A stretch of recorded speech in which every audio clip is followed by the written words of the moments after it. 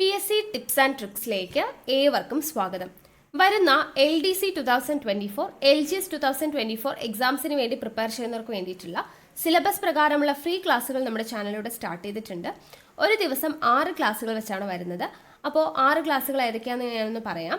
തുടക്കക്കാർക്ക് വേണ്ടിയിട്ടാണ്. ഒരുപാട് പേര് പുതിയതായിട്ട് വന്നിട്ടുള്ളവരുണ്ട്. അപ്പോൾ ആദ്യം മുതലേ ഫോളോ ചെയ്ത് വരുന്നവർക്ക് കൃത്യമായിട്ട് ഏത് സമയത്താണെന്നൊക്കെ അറിയാം. പുതുതായിട്ട് ജോയിൻ ചെയ്തവർക്ക് വേണ്ടിയിട്ട് പറയാം. ആദ്യത്തെ ക്ലാസ് 6 മണിക്കാണ്, കാലത്ത് 6 മണിക്ക് സ്റ്റാർട്ട് ചെയ്യും. ദെൻ അടുത്തത് 9 മണിക്കാണ്.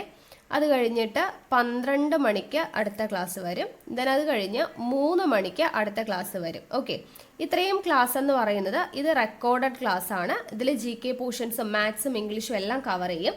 ദെൻ അത് കഴിഞ്ഞ് രാത്രി 8 മണിക്ക് PYQ ഡിസ്കഷൻ ആണ് വരുന്നത്. ദെൻ രാത്രി 10:30 എക്സ്പെക്റ്റഡ് CA കറണ്ട് അഫയേഴ്സിൻ്റെ ക്ലാസ് ആണ്. ഇത് രണ്ടും നമുക്ക് ലൈവ് ക്ലാസ് ആണ് വരുന്നത്. അപ്പോൾ 2 ലൈവ് ക്ലാസ്സും 4 റെക്കോർഡഡ് ക്ലാസ്സും, ഇങ്ങനെ ടോട്ടൽ 6 ക്ലാസ് ആണ് നിങ്ങൾക്ക് ഒരു ദിവസം ലഭിക്കുന്നത്. അപ്പോൾ കൃത്യമായിട്ട് ഫോളോ ചെയ്യുക, നോട്ട്സ് തയ്യാറാക്കിയിട്ട് പഠിക്കുക. നമ്മുടെ ക്ലാസ് ഒക്കെ കണ്ടിട്ട് ഇഷ്ടമായിട്ടുണ്ട് എന്നുണ്ടെങ്കിൽ നിങ്ങളുടെ അഭിപ്രായം താഴെ കമൻ്റ് ആയിട്ട് അറിയിക്കാം. ഇഷ്ടപ്പെട്ടു എന്ന് അറിയിക്കാൻ വേണ്ടിയിട്ട് ഒന്ന് ലൈക്ക് ചെയ്യുക, മാക്സിമം ഫ്രണ്ട്സിന് ഷെയർ ചെയ്ത് കൊടുക്കുക. പിന്നെ ക്ലാസ് കേൾക്കാനിരിക്കുമ്പോൾ എപ്പോഴും നോട്ട്സ് തയ്യാറാക്കിയിട്ട് വേണം പഠിക്കാൻ വേണ്ടിയിട്ട്. നോട്ട്ബുക്ക് കയ്യിൽ വേണം, പഠിക്കുക, നോട്ട്സ് തയ്യാറാക്കുക. ഓക്കെ, പിന്നെ നമ്മുടെ ടെലഗ്രാം ചാനലിൽ മസ്റ്റ് ആയിട്ടും ജോയിൻ ചെയ്യണം. കാരണം നിങ്ങൾക്ക് ഓരോ ദിവസവും നൽകുന്ന ക്ലാസ്സുകൾ ഏതൊക്കെയാണെന്നുള്ളതിൻ്റെ ഇൻസ്ട്രക്ഷൻസും പഠിക്കാൻ വേണ്ടിയിട്ടുള്ളതിൻ്റെ PDF-ഉം കാര്യങ്ങളൊക്കെ നമ്മൾ ടെലഗ്രാം വഴിയാണ് കൊടുക്കുന്നത്.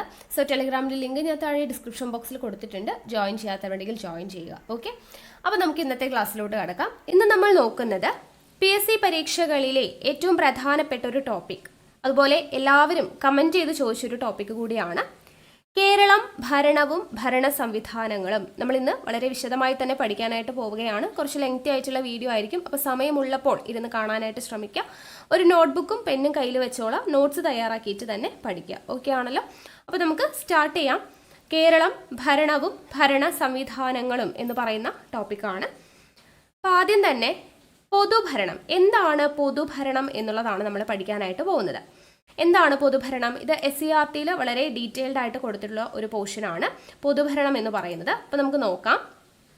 പൊതുഭരണം എന്ന് വെച്ചാൽ രാജ്യത്ത് നിലവിലുള്ള നിയമങ്ങളും ഗവൺമെന്റിന്റെ നയപരിപാടികളും വികസന പദ്ധതികളും നടപ്പാക്കുന്നതിന് ഭൗതിക സാഹചര്യങ്ങളും മനുഷ്യവിഭവവും ഫലപ്രദമായി വിനിയോഗിക്കുന്നതിനെയാണ് പൊതുഭരണം എന്ന് പറയുന്നത്. രാജ്യത്ത് നിലവിലുള്ള നിയമങ്ങളും ഗവൺമെന്റിന്റെ നയപരിപാടികളും വികസന പദ്ധതികളും നടപ്പാക്കുന്നതിന് ഭൗതിക സാഹചര്യങ്ങളും മനുഷ്യവിഭവവും ഫലപ്രദമായി വിനിയോഗിക്കുന്നതിനെയാണ് എന്തെന്ന് പറയുന്നത്? പൊതുഭരണം എന്ന് പറയുന്നത്. അപ്പോൾ ഇത് മുൻവർഷങ്ങളിൽ ഈ ഒരു ഡെഫിനിഷൻ ഇതുപോലെ തന്നെ തന്നിട്ട് അതെന്താണെന്ന് ചോദിച്ചിട്ടുണ്ട്. അപ്പോൾ ഈ ഡെഫിനിഷൻ സഹിതം നമ്മൾ പഠിച്ചിരിക്കണം കേട്ടോ. അപ്പോൾ ഇതാണ് പൊതുഭരണം എന്ന് പറയുന്നത്. ഈ ഗവൺമെൻറ് സ്ഥാപനങ്ങളെല്ലാം തന്നെ പൊതുഭരണ സംവിധാനത്തിൻ്റെ ഭാഗമാണ്. ഗവൺമെൻറ് സ്ഥാപനങ്ങളെല്ലാം പൊതുഭരണ സംവിധാനത്തിൻ്റെ ഭാഗമാണ്. ജനക്ഷേമം മുൻനിർത്തിയാണ് പ്രവർത്തിക്കുന്നത്. അപ്പോൾ ഗവൺമെൻറ് സ്ഥാപനങ്ങളെല്ലാം പൊതുഭരണ സംവിധാനത്തിൻ്റെ ഭാഗമാണ്, ജനക്ഷേമം മുൻനിർത്തിയാണ് അവ പ്രവർത്തിക്കുന്നത് എന്നുള്ളത് കൂടെ ഇമ്പോർട്ടൻ്റ് ആണ്, ഓർത്തിരിക്കുക. ഇനി പൊതുഭരണത്തെക്കുറിച്ച് ഗ്ലാഡന്റെ വാക്കുകൾ നമുക്ക് SCERT ടെക്സ്റ്റ് ബുക്കിൽ തന്നിട്ടുണ്ട്. ഇതും ചോദിച്ചിട്ടുണ്ട്. ഈ വേർഡ്സ് തന്നിട്ട് ഇത് ആര് പറഞ്ഞതാണ് എന്ന് ചോദിച്ചിട്ടുണ്ട്. അപ്പോൾ പൊതുഭരണം എന്നാൽ ഗവൺമെൻറ് ഭരണത്തെ സംബന്ധിക്കുന്നതാണ് എന്ന് പറഞ്ഞത് ആരാണ്? ഗ്ലാഡൻ ആണ്. പൊതുഭരണം എന്നാൽ ഗവൺമെൻറ് ഭരണത്തെ സംബന്ധിക്കുന്നതാണ് എന്ന് പറഞ്ഞത് ആരാണ്? ഗ്ലാഡൻ ആണ്. ഇനി പൊതുഭരണത്തെക്കുറിച്ച് ഗാന്ധിജി പറഞ്ഞിട്ടുള്ള വാക്കുകൾ നമുക്ക് SCERT-ൽ തന്നിട്ടുണ്ട്. എന്താണ് അദ്ദേഹം പറഞ്ഞത്?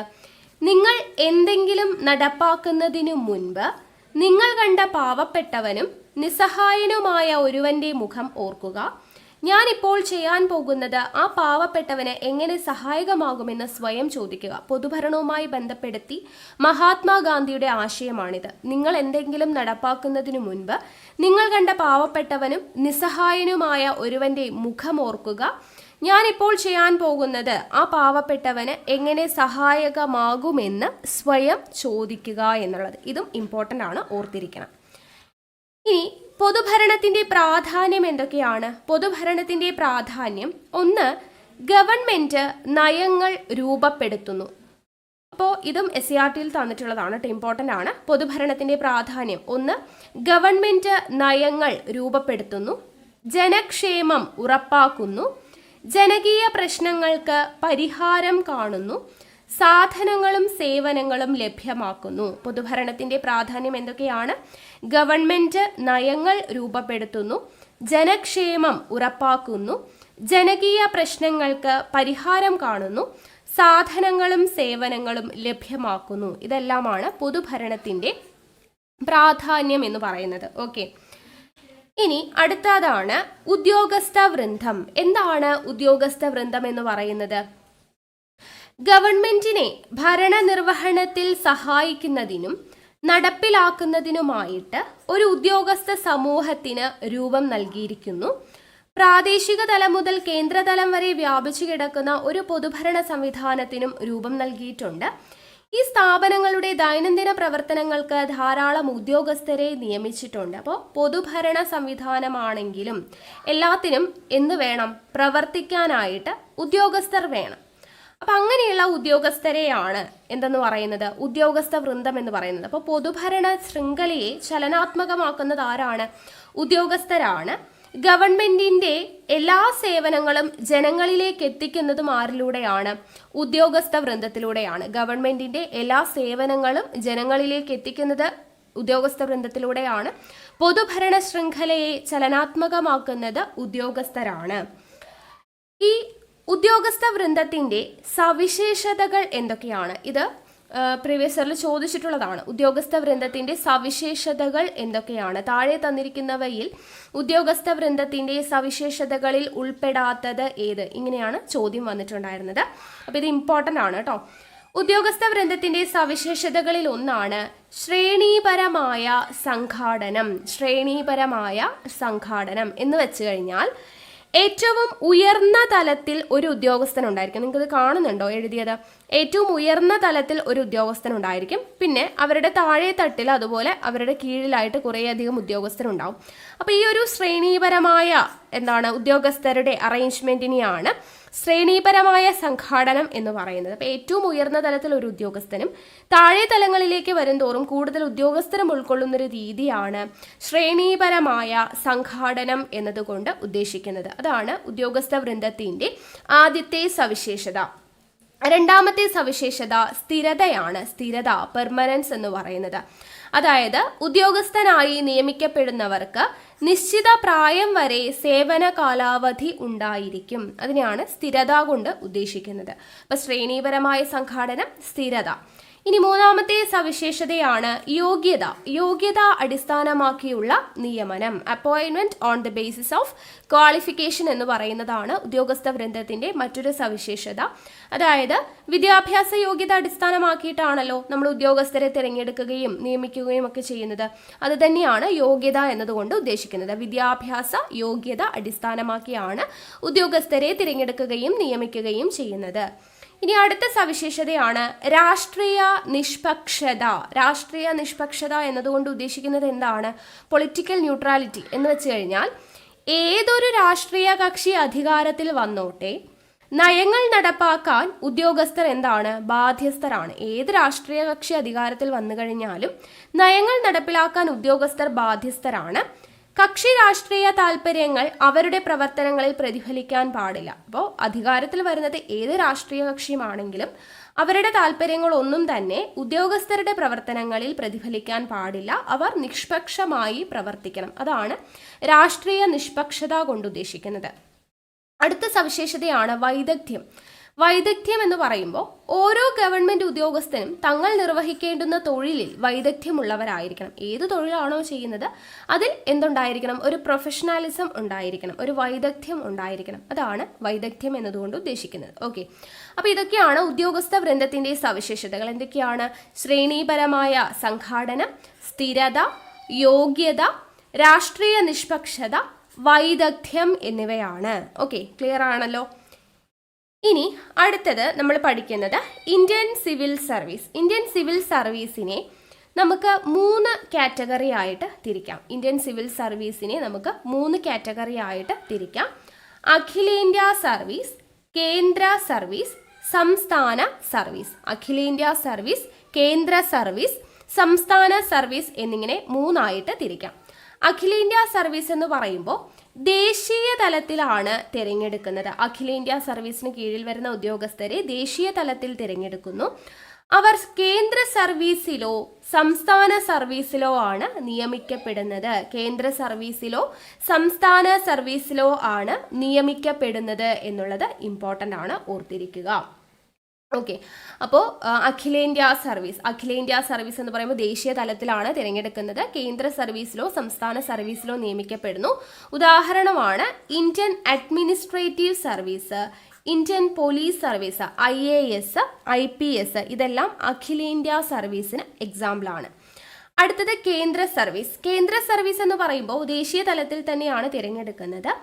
കേന്ദ്ര ഗവൺമെന്റിന് മാത്രം അധികാരമുള്ള ഭരണവകുപ്പുകളിൽ നിയമിക്കപ്പെടുകയാണ് ചെയ്യുന്നത്. കേന്ദ്ര സർവീസിന് കീഴിൽ വരുന്ന ഉദ്യോഗസ്ഥരെ കേന്ദ്ര ഗവൺമെന്റിന് മാത്രം അധികാരമുള്ള ഭരണവകുപ്പുകളിലാണ് നിയമിക്കപ്പെടുന്നത്. അഖിലേന്ത്യ എന്ന് പറയുമ്പോൾ കേന്ദ്ര സർവീസിലോ അല്ലെങ്കിൽ സംസ്ഥാന സർവീസിലോ, ഇപ്പോൾ നമുക്കറിയാം IAS എന്നൊക്കെ പറയുമ്പോൾ കേന്ദ്ര സർവീസിലോ അല്ലെങ്കിൽ സംസ്ഥാന, ഇപ്പോൾ ജില്ലാ കളക്ടറൊക്കെ ഉണ്ടല്ലോ, അപ്പോൾ സംസ്ഥാന സർവീസിന് കീഴിലോ ഒക്കെ നിയമിക്കപ്പെടുന്നു എന്നുള്ളത് നമുക്ക് ഇവിടെ നിന്ന് മനസ്സിലാക്കാം.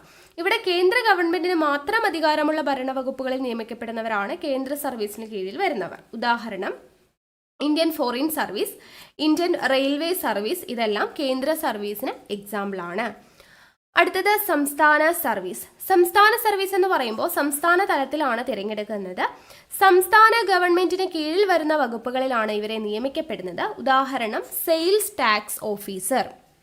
ഓക്കെ, സെയിൽസ് ടാക്സ് ഓഫീസറാണ് എക്സാമ്പിൾ ആയിട്ട് വരുന്നത് സംസ്ഥാന സർവീസ്. സെയിൽസ് ടാക്സ് ഓഫീസർ മാത്രമല്ല കേട്ടോ, അതായത് ഇപ്പോൾ Kerala medical service, education, Kerala police, അതുപോലെ sales tax officer, block development officer, ഇതെല്ലാം സംസ്ഥാന സർവീസിന് കീഴിൽ വരുന്നവരാണ് എന്നുള്ളത് ഓർത്തിരിക്കുക. ഓക്കെ ആണല്ലോ.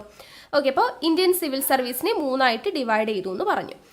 ഇനി ഈ ഇന്ത്യൻ സിവിൽ സർവീസിന്റെ പിതാവ് ആരാണെന്നറിയോ?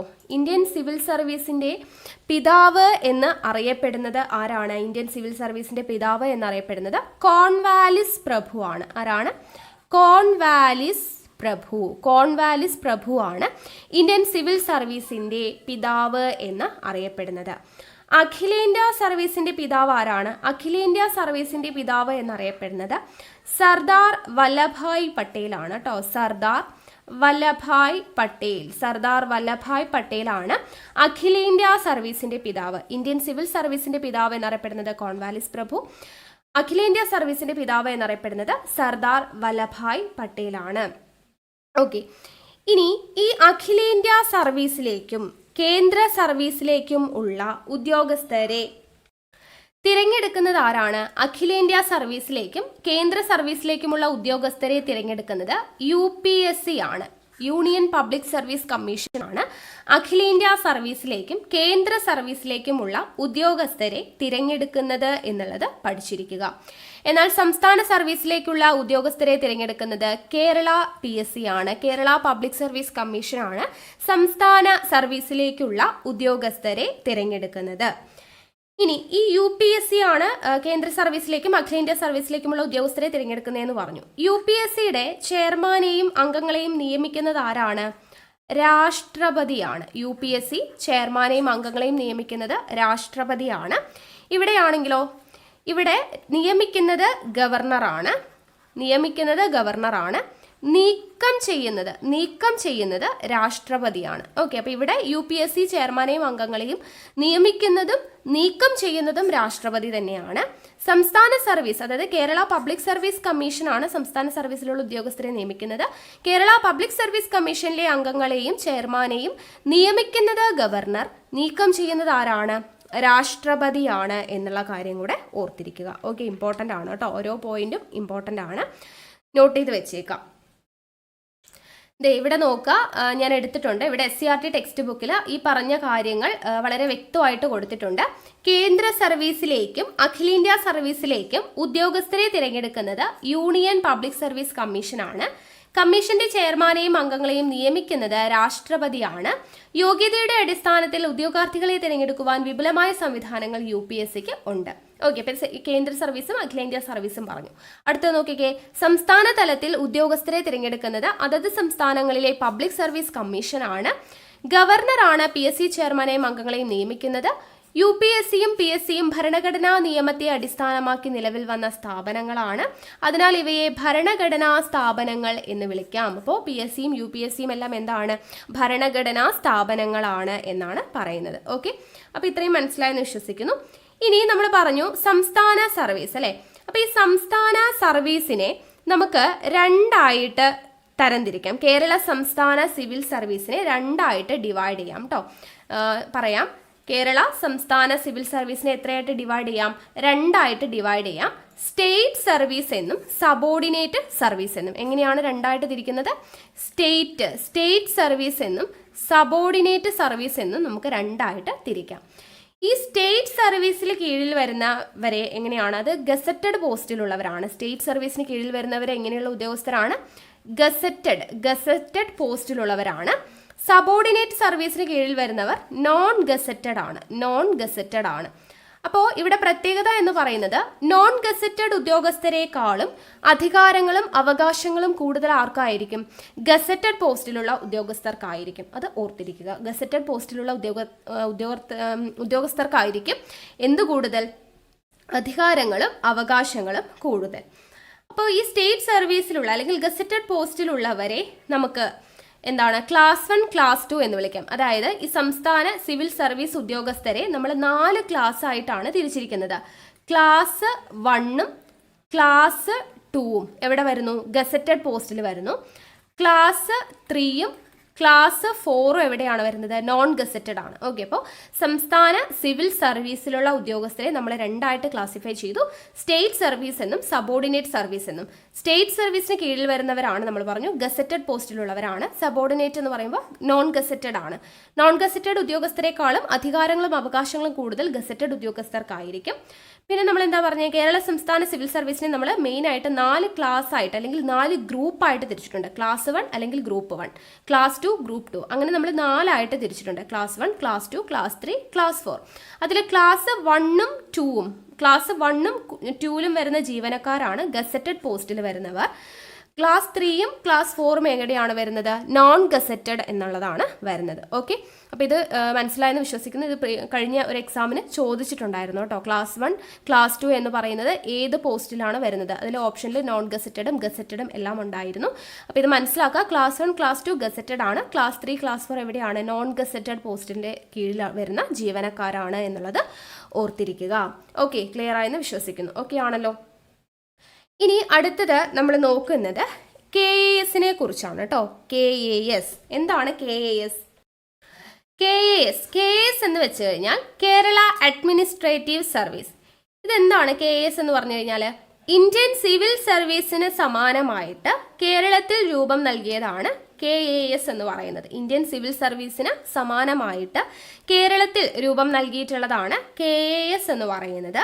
അപ്പോൾ ഈ KAS എന്ന് പറയുന്നത് ഇന്ത്യൻ അഡ്മിനിസ്ട്രേറ്റീവ് സർവീസിന് തൊട്ട് താഴെ സെക്കൻഡ് ഗസറ്റഡ് റാങ്കിംഗ് ഓഫീസർമാരുടെ ഒരു കേഡറാണ് KAS എന്ന് പറയുന്നത്. ഇന്ത്യൻ അഡ്മിനിസ്ട്രേറ്റീവ് സർവീസിന് തൊട്ട് താഴെ വരുന്ന സെക്കൻഡ് ഗസറ്റഡ് റാങ്കിംഗ് ഓഫീസർമാരുടെ കേഡറാണ് KAS എന്ന് പറയുന്നത്.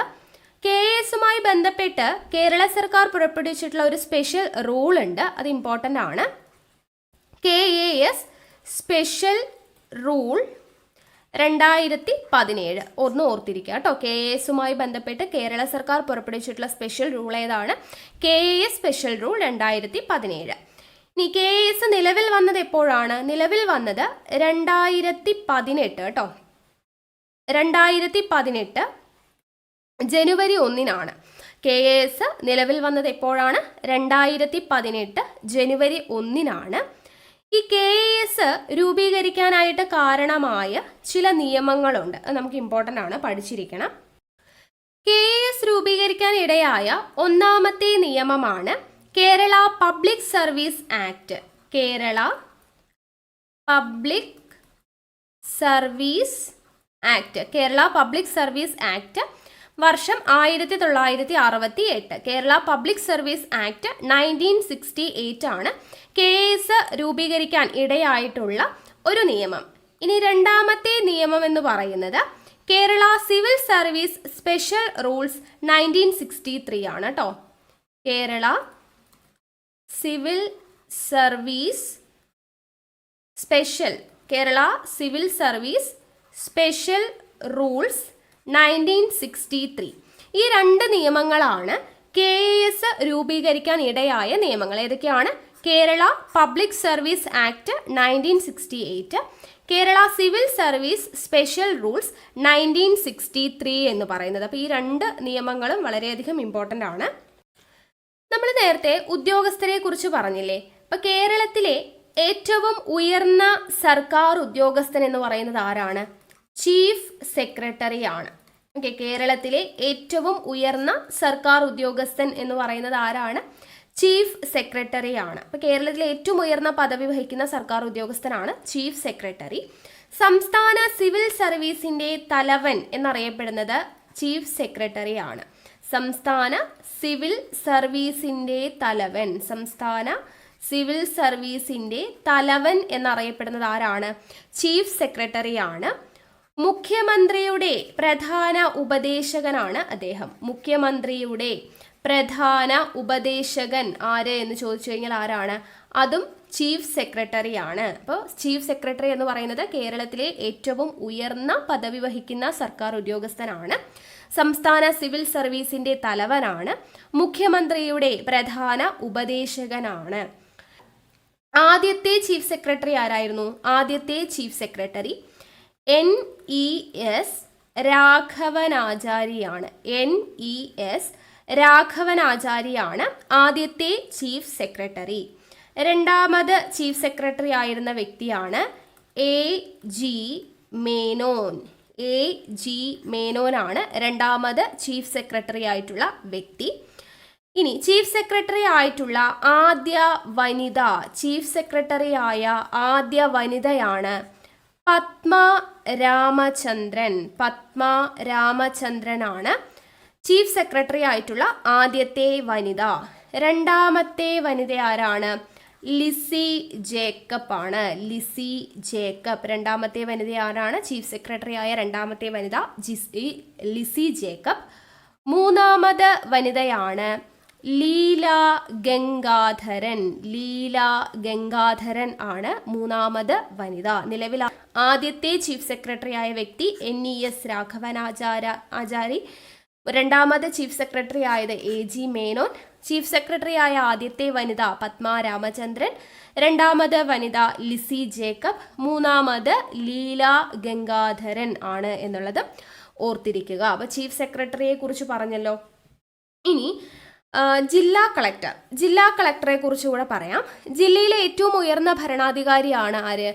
ജില്ലാ കളക്ടർ അല്ലേ? ജില്ലാ കളക്ടർ എന്ന് പറയുമ്പോൾ ജില്ലയിലെ ഏറ്റവും ഉയർന്ന അധികാരിയാണ് ജില്ലാ കളക്ടർ. ജില്ലാ മജിസ്ട്രേറ്റ് എന്ന പേരിലാണ് അറിയപ്പെടുന്നത്. ജില്ലാ കളക്ടർ അറിയപ്പെടുന്ന മറ്റൊരു പേരാണ് എന്താ? ജില്ലാ മജിസ്ട്രേറ്റ് എന്ന പേരിൽ അറിയപ്പെടുന്നുണ്ട്. അതുപോലെ വികസന പ്രവർത്തനങ്ങൾക്കായി സർക്കാർ ഖജനാവിലേക്ക് വരുമാനം മുതൽക്കൂട്ടുന്ന പ്രധാന ഉദ്യോഗസ്ഥനാണ് ആര്? ജില്ലാ കളക്ടർ. വികസന പ്രവർത്തനങ്ങൾക്കായി സർക്കാർ ഖജനാവിലേക്ക് വരുമാനം മുതൽക്കൂട്ടുന്ന പ്രധാന ഉദ്യോഗസ്ഥനാണ് ജില്ലാ കളക്ടർ എന്നുള്ളത് ഓർത്തിരിക്കുക. ഇനി ആരാണ് ഡെപ്യൂട്ടി കളക്ടർ? ഡെപ്യൂട്ടി കളക്ടർ എന്ന് പറയുമ്പോൾ ഭൂപരിഷ്കരണം, ഇലക്ഷൻ, റവന്യൂ റിക്കവറി, ഭൂമി ഏറ്റെടുക്കൽ എന്നീ കാര്യങ്ങളിലെല്ലാം ജില്ലാ കളക്ടറെ സഹായിക്കുന്നത് ആരാണ്? ഡെപ്യൂട്ടി കളക്ടറാണ്. എന്തിലൊക്കെയാണ്? ഭൂപരിഷ്കരണം, ഇലക്ഷൻ, റവന്യൂ റിക്കവറി, ഭൂമി ഏറ്റെടുക്കൽ എന്നീ പ്രവർത്തനങ്ങളിലെല്ലാം ജില്ലാ കളക്ടറെ സഹായിക്കുന്നത് ആരാണ്? ഡെപ്യൂട്ടി കളക്ടറാണ്. ഇനി ജില്ലകളിലെ റവന്യൂ ഡിവിഷനുകളുടെ ചുമതല ആർക്കാണ്? സബ് കളക്ടർ ആണ്, അല്ലെങ്കിൽ റവന്യൂ ഡിവിഷൻ ഓഫീസർ RDOക്കാണ് എന്നുള്ളത് ഓർത്തിരിക്കുക. RDO അല്ലെങ്കിൽ റവന്യൂ ഡിവിഷൻ ഓഫീസർ. സബ് കളക്ടറിനാണ് ജില്ലകളിലെ റവന്യൂ ഡിവിഷനുകളുടെ ചുമതല വഹിക്കുന്നത് എന്നുള്ളത് കൂടെ ഇമ്പോർട്ടൻ്റ് ആണ്, ഓർത്തിരിക്കുക. ഓക്കെ, ജില്ലകളിലെ റവന്യൂ ഡിവിഷനുകളുടെ ചുമതല വഹിക്കുന്ന ഓഫീസർ ആരാണ്? RDO ആണ് എന്നുള്ളത് ഓർത്തിരിക്കുക. ഇനി കേരള സെക്രട്ടേറിയറ്റിനെ കുറിച്ച് ഇമ്പോർട്ടൻ്റ് ആയിട്ടുള്ള 1-2 പോയിന്റ്സ് ഓർത്തിരിക്കുക. മുഖ്യമന്ത്രി നമ്മളിപ്പോൾ പറഞ്ഞില്ലേ ചീഫ് സെക്രട്ടറി അതുപോലെ സെക്രട്ടേറിയറ്റ് വകുപ്പുകളുടെ തലപ്പത്തുള്ള വിവിധ റാങ്കിലുള്ള സെക്രട്ടറിമാർ, മുഖ്യമന്ത്രിയുടെ നേതൃത്വത്തിലുള്ള മന്ത്രിസഭയിലെ എല്ലാ അംഗങ്ങളുടെയും ഓഫീസുകൾ, ഇതെല്ലാം എവിടെയാണ്? കേരള സെക്രട്ടേറിയറ്റിലാണ് ഉണ്ടായിരിക്കുക. അപ്പോൾ ചീഫ് സെക്രട്ടറിയുടെ ഓഫീസെല്ലാം എവിടെയാണ്? കേരള സെക്രട്ടേറിയറ്റിലാണ് ഉള്ളത്. കേരള സെക്രട്ടേറിയറ്റുമായി ബന്ധപ്പെട്ട് എത്ര വകുപ്പുകളാണ് നിലവിലുള്ളതെന്ന് ചോദിച്ചു കഴിഞ്ഞാൽ 44 വകുപ്പുകളാണ് കേരള സെക്രട്ടേറിയറ്റുമായി ബന്ധപ്പെട്ട് ഉള്ളത്. കേരള സെക്രട്ടേറിയറ്റുമായി ബന്ധപ്പെട്ട് എത്ര വകുപ്പുകളുണ്ട്?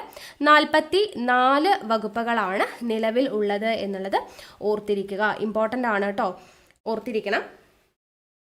അടുത്തത് നമ്മൾ പഠിക്കുന്നത് ഭരണപരിഷ്കാര കമ്മീഷനുകളെ കുറിച്ചാണ്.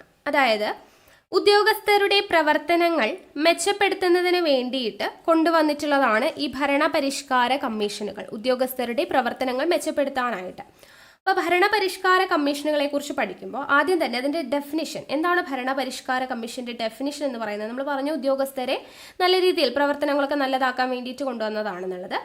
അപ്പോൾ ഭരണ നവീകരണം ലക്ഷ്യമാക്കി ദേശീയ സംസ്ഥാന തലങ്ങളിൽ കൊണ്ടുവന്നിട്ടുള്ള സ്ഥാപനങ്ങളെയാണ് ഭരണപരിഷ്കാര കമ്മീഷനുകൾ എന്ന് പറയുന്നത്. ഭരണ നവീകരണം ലക്ഷ്യമാക്കിയിട്ട് ഭരണപരിഷ്കാര കമ്മീഷനുകളുടെ ലക്ഷ്യം എന്താണ്?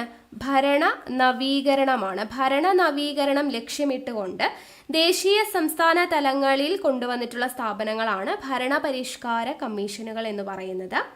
ഈ സംസ്ഥാന ഭരണ സംവിധാനത്തിന്റെ കാര്യക്ഷമത മെച്ചപ്പെടുത്തുന്നതിനുള്ള ശുപാർശകൾ നൽകുന്നത് ആരാണ്? ഭരണപരിഷ്കാര കമ്മീഷനുകളാണ്. നിർദ്ദേശങ്ങൾ നൽകാൻ കഴിയുന്ന പൊതുഭരണത്തിലെ പ്രധാന മേഖലകൾ, അതായത് ഭരണപരിഷ്കാര കമ്മീഷനുകൾക്ക് പൊതുഭരണത്തിലെ പ്രധാനപ്പെട്ട 13 മേഖലകൾക്കാണ് നിർദ്ദേശങ്ങൾ നൽകാനായിട്ട് കഴിയുക എന്നുള്ളത് ഓർത്തിരിക്കുക. ഇത് ഇമ്പോർട്ടൻ്റ് ആണ് കേട്ടോ. ഭരണപരിഷ്കാര കമ്മീഷനുകൾക്ക് നിർദ്ദേശങ്ങൾ നൽകാൻ കഴിയുന്ന പൊതുഭരണത്തിലെ പ്രധാന മേഖലകളുടെ എണ്ണം ചോദിച്ചു കഴിഞ്ഞാൽ 13 മേഖലകളിലാണ് നമുക്ക് എന്ത് നൽകാൻ കഴിയുക?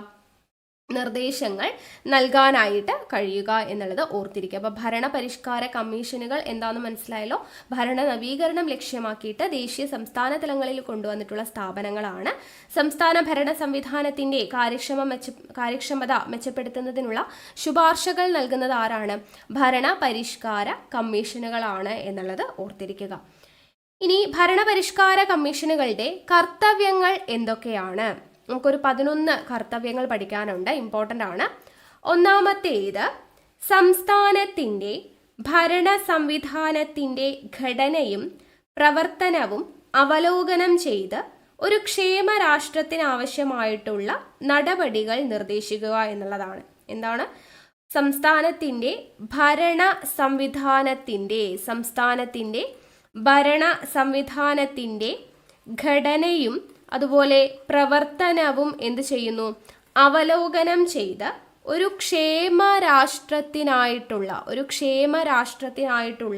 നടപടികൾ നിർദ്ദേശിക്കുക എന്നുള്ളതാണ് ഒന്നാമത്തെ കർത്തവ്യം. രണ്ടാമത് സർക്കാരിലെ വകുപ്പുകളുടെയും ഏജൻസികളുടെയും പങ്ക് പുനഃപരിശോധിക്കുക. സർക്കാരിലെ വകുപ്പുകൾ, സർക്കാർ വകുപ്പുകൾ അതുപോലെ ഏജൻസികൾ എന്നിവയുടെ പങ്ക് പുനഃപരിശോധിക്കുക. മൂന്നാമത്തെ കർത്തവ്യം എന്ന് പറയുന്നത് സർക്കാർ വകുപ്പുകളുടെയും ഏജൻസികളുടെയും ഏകോപിതവും സംയുക്തവുമായിട്ടുള്ള പ്രവർത്തനത്തിനുള്ള നടപടികൾ, സർക്കാർ വകുപ്പുകളുടെയും ഏജൻസികളുടെയും പ്രവർത്തനത്തിന് വേണ്ടിയിട്ടുള്ള നടപടികൾ നിർദ്ദേശിക്കുക എന്നുള്ളതാണ് മറ്റൊരു കർത്തവ്യം. ഇനി കാലതാമസം, അഴിമതി, സ്വജനപക്ഷപാതം എന്നിവ ഇല്ലാതാക്കുന്നതിനുള്ള നടപടികൾ നിർദ്ദേശിക്കുക. എന്തൊക്കെയാണ്? കാലതാമസം, അഴിമതി, സ്വജനപക്ഷപാതം എന്നിവ ഇല്ലാതാക്കുന്നതിന് വേണ്ടിയിട്ടുള്ള നടപടികൾ നിർദ്ദേശിക്കുക. അടുത്ത കർത്തവ്യമാണ് ഭരണത്തിൽ കാര്യക്ഷമതയും പൗരസംതൃപ്തിയും വർദ്ധിപ്പിക്കുന്നതിന് ആവശ്യമായ നടപടികൾ നിർദ്ദേശിക്കുക. ഭരണത്തിൽ കാര്യക്ഷമതയും പൗരസംതൃപ്തിയും വർദ്ധിപ്പിക്കുന്നതിന് ആവശ്യമായിട്ടുള്ള നടപടികൾ സ്വീകരിക്കുക എന്നുള്ളത് ഇമ്പോർട്ടൻ്റ് ആയിട്ടുള്ള ഒരു കർത്തവ്യമാണ്. ഭരണത്തിൽ കാര്യക്ഷമത, ഭരണത്തിൽ കാര്യക്ഷമതയും പൗരസംതൃപ്തിയും വർദ്ധിപ്പിക്കുക. പൗരസംതൃപ്തിയും വർദ്ധിപ്പിക്കുന്നതിന് ആവശ്യമായിട്ടുള്ള നടപടികൾ സ്വീകരിക്കുക. അടുത്തത് ആധുനിക മാനേജ്മെന്റ് രീതികളും വിവര സാങ്കേതിക സംവിധാനങ്ങളും ഉപകരണങ്ങളും നിർദ്ദേശിക്കുക. എന്തൊക്കെയാണ്? ആധുനിക മാനേജ്മെന്റ് രീതികളും വിവര സാങ്കേതിക സംവിധാനങ്ങളും ഉപകരണങ്ങളും നിർദ്ദേശിക്കുക. അടുത്തത് റിക്രൂട്ട്മെന്റ്, പ്ലേസ്മെന്റ്, പ്രൊമോഷൻ ഇവയുമായി ബന്ധപ്പെട്ട നയങ്ങൾ അവലോകനം ചെയ്യുക. ഓക്കെ, റിക്രൂട്ട്മെന്റ്, പ്ലേസ്മെന്റ് കേട്ടോ. റിക്രൂട്ട്മെന്റ്, പ്ലേസ്മെന്റ് അതുപോലെ പ്രൊമോഷൻ ഇവയുമായി ബന്ധപ്പെട്ട നയങ്ങൾ അവലോകനം ചെയ്യുക. സിവിൽ സർവീസ് ഉദ്യോഗസ്ഥരുടെ പ്രകടനം മെച്ചപ്പെടുത്തുന്നതിനുള്ള നടപടികൾ നിർദ്ദേശിക്കുക. ഇതൊക്കെയാണ് മറ്റൊരു കർത്തവ്യം. അടുത്തത് ഗവൺമെന്റിന്റെ വിവിധ വിഭാഗങ്ങളിൽ ജനാധിപത്യവൽക്കരണത്തിന് വേണ്ട മാർഗങ്ങൾ നിർദ്ദേശിക്കുക. ഭരണത്തിൽ ജനങ്ങളുടെ പങ്കാളിത്തം വർദ്ധിപ്പിക്കുക. എന്തൊക്കെയാണ്? ഗവൺമെന്റിന്റെ വിവിധ വിഭാഗങ്ങളിൽ ജനാധിപത്യവൽക്കരണത്തിന് വേണ്ട മാർഗങ്ങൾ നിർദ്ദേശിക്കുക. ഭരണത്തിൽ ജനങ്ങളുടെ പങ്കാളിത്തം വർദ്ധിപ്പിക്കുക.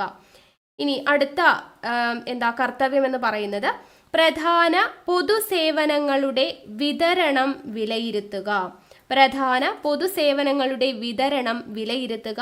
കാര്യക്ഷമമാക്കുന്നതിന് നിർദ്ദേശം നൽകുക. അടുത്ത കർത്തവ്യം എന്ന് പറയുന്നത് ഗവൺമെന്റിന്റെ കൂടുതൽ സുതാര്യവും ഉത്തരവാദിത്വമുള്ളതുമാക്കുന്നതിന് വേണ്ടിയിട്ടുള്ള നിർദ്ദേശങ്ങൾ. ആരെയാണ്? ഗവൺമെന്റിനെ കൂടുതൽ സുതാര്യവും ഉത്തരവാദിത്വമുള്ളതുമാക്കുന്നതുമായിട്ടുള്ള നിർദ്ദേശങ്ങൾ നൽകുക. ലിംഗ ബജറ്റ്, ചൈൽഡ്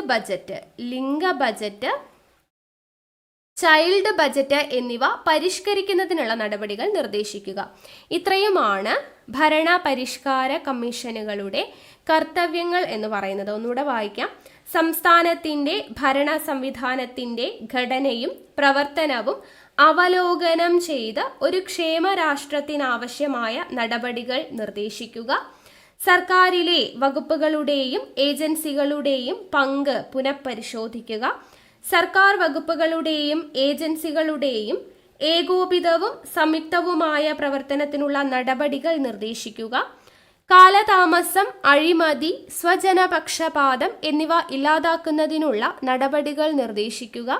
ഭരണത്തിൽ കാര്യക്ഷമതയും പൗരസംതൃപ്തിയും വർദ്ധിപ്പിക്കുന്നതിന് ആവശ്യമായ നടപടികൾ നിർദ്ദേശിക്കുക. ആധുനിക മാനേജ്മെന്റ് രീതികളും വിവര സാങ്കേതിക സംവിധാനങ്ങളും ഉപകരണങ്ങളും നിർദ്ദേശിക്കുക. റിക്രൂട്ട്മെന്റ്, പ്ലേസ്മെന്റ്, പ്രൊമോഷൻ ഇവയുമായി ബന്ധപ്പെട്ട നയങ്ങൾ അവലോകനം ചെയ്യുക. സിവിൽ സർവീസ് ഉദ്യോഗസ്ഥരുടെ പ്രകടനം മെച്ചപ്പെടുത്തുന്നതിനുള്ള നടപടികൾ നിർദ്ദേശിക്കുക. ഗവൺമെന്റിന്റെ വിവിധ വിഭാഗങ്ങളിൽ ജനാധിപത്യവൽക്കരണത്തിന് വേണ്ട മാർഗങ്ങൾ നിർദ്ദേശിക്കുക. ഭരണത്തിൽ ജനങ്ങളുടെ പങ്കാളിത്തം വർദ്ധിപ്പിക്കുക. പ്രധാന പൊതുസേവനങ്ങളുടെ വിതരണം വിലയിരുത്തുക. കാര്യക്ഷമമാക്കുന്നതിന് നിർദ്ദേശങ്ങൾ നൽകുക. ഗവൺമെന്റിനെ കൂടുതൽ സുതാര്യവും ഉത്തരവാദിത്വമുള്ളതുമാക്കുന്നതിനുള്ള നിർദ്ദേശങ്ങൾ നൽകുക. ലിംഗ ബജറ്റ്, ചൈൽഡ് ബജറ്റ് എന്നിവ പരിഷ്കരിക്കുന്നതിനുള്ള നടപടികൾ നിർദ്ദേശിക്കുക. ഇതൊക്കെയാണ് ഭരണപരിഷ്കാര കമ്മീഷനുകളുടെ കർത്തവ്യങ്ങൾ എന്ന് പറയുന്നത്.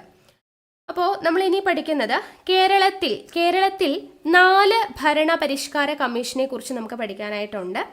അപ്പോൾ കേരളത്തിലെ ഒന്നാം ഭരണപരിഷ്കാര കമ്മീഷൻ, കേരളത്തിലെ ഒന്നാം ഭരണം, കേരളമാണ് കേട്ടോ, കേരളത്തിലെ ദേശീയ തലത്തിലും ഭരണപരിഷ്കാര കമ്മീഷനുകളുണ്ട്, അത് ഞാൻ പറയാം. ഒന്നാം ഭരണപരിഷ്കാര കമ്മീഷൻ നിലവിൽ വന്ന വർഷം 1957 ഒന്നാം ഭരണപരിഷ്കാര കമ്മീഷൻ നിലവിൽ വരുന്നത്. അപ്പോൾ ഒന്നാം ഭരണപരിഷ്കാര കമ്മീഷന്റെ അധ്യക്ഷൻ ആരായിരുന്നു? EMS നമ്പൂതിരിപ്പാടായിരുന്നു ഒന്നാം ഭരണപരിഷ്കാര കമ്മീഷന്റെ അധ്യക്ഷൻ എന്ന് പറയുന്നത്. ഈ ഒന്നാം ഭരണപരിഷ്കാര കമ്മീഷനിലെ മുഴുവൻ സമയ അംഗം എന്ന് പറയുന്നത് HD മാളവ്യ ആയിരുന്നു മുഴുവൻ സമയ അംഗം. അതുപോലെ മുഴുവൻ സമയ സെക്രട്ടറി, ഇവിടെ മുഴുവൻ സമയ അംഗം HD മാളവ്യ ആയിരുന്നു. മുഴുവൻ സമയ സെക്രട്ടറി ആരായിരുന്നു എന്ന് ചോദിച്ചു കഴിഞ്ഞാൽ KS മേനോനാണ്. KS മേനോനായിരുന്നു ഒന്നാം ഭരണപരിഷ്കാര കമ്മീഷന്റെ മുഴുവൻ സമയ സെക്രട്ടറി. ഈ ഒന്നാം ഭരണപരിഷ്കാര കമ്മീഷന്റെ പ്രധാനപ്പെട്ട ലക്ഷ്യം എന്തായിരുന്നു എന്ന് ചോദിച്ചു കഴിഞ്ഞാൽ ഉദ്യോഗസ്ഥർക്കും ജനപ്രതിനിധികൾക്കും സാധാരണക്കാരന്റെ നന്മയ്ക്കായി കൂടുതൽ ഇടപെടലുകൾ നടത്താൻ കഴിയുന്ന തരത്തിലുള്ള ഒരു ഭരണമായിരുന്നു ലക്ഷ്യം. ഓക്കെ, സാധാരണക്കാരന്റെ നന്മയ്ക്കായിട്ട് കേട്ടോ, അതാണ് അവിടുത്തെ ഹൈലൈറ്റ് എന്ന് പറയുന്നത്. അപ്പം എന്തായിരുന്നു ഒന്നാം ഭരണപരിഷ്കാര കമ്മീഷന്റെ ലക്ഷ്യം എന്ന് ചോദിച്ചു കഴിഞ്ഞാൽ ഉദ്യോഗസ്ഥർക്കും ജനപ്രതിനിധികൾക്കും സാധാരണക്കാരന്റെ നന്മയ്ക്കായിട്ട് കൂടുതൽ ഇടപെടലുകൾ നടത്തുവാൻ കഴിയുന്ന തരത്തിലുള്ള ഭരണമായിരുന്നു ഒന്നാം ഭരണപരിഷ്കാര കമ്മീഷന്റെ ലക്ഷ്യം എന്ന് പറയുന്നത്. ഇനി ഒന്നാം ഭരണപരിഷ്കാര കമ്മീഷന്റെ പ്രധാനപ്പെട്ട ശുപാർശകൾ എന്തൊക്കെയാണ് എന്ന് ചോദിച്ചു കഴിഞ്ഞാൽ 4 ശുപാർശകളാണ്. ഒന്ന്, അധികാര വികേന്ദ്രീകരണവും ഗ്രാമപഞ്ചായത്തുകളുടെ രൂപീകരണവും. അധികാര വികേന്ദ്രീകരണവും ഗ്രാമപഞ്ചായത്തുകളുടെ രൂപീകരണവുമായിരുന്നു ഒന്നാമത്തെ ശുപാർശ. 2, തഹസീൽദാർക്ക് കീഴിൽ റവന്യൂ വികസന പ്രവർത്തനങ്ങൾ സംയോജിപ്പിക്കുക. ആർക്ക് കീഴിലാണ്? തഹസീൽദാർക്ക് കീഴിൽ റവന്യൂ വികസന പ്രവർത്തനങ്ങൾ സംയോജിപ്പിക്കുക. 3-ാമത്തെ ശുപാർശ എന്തായിരുന്നു? സെക്രട്ടറിയുടെ ഉപദേശം സ്വീകരിച്ച് നയം രൂപീകരിക്കുന്നതിനുള്ള ഉത്തരവാദിത്തം മന്ത്രിക്കാണ്. സെക്രട്ടറിയുടെ ഉപദേശം സ്വീകരിച്ചുകൊണ്ട് നയം രൂപീകരിക്കുന്നതിനുള്ള ഉത്തരവാദിത്തം ആർക്കാണ്? മന്ത്രിക്കാണ് എന്നുള്ളതാണ്. 4-ാമത്തെ ശുപാർശ എന്തായിരുന്നു?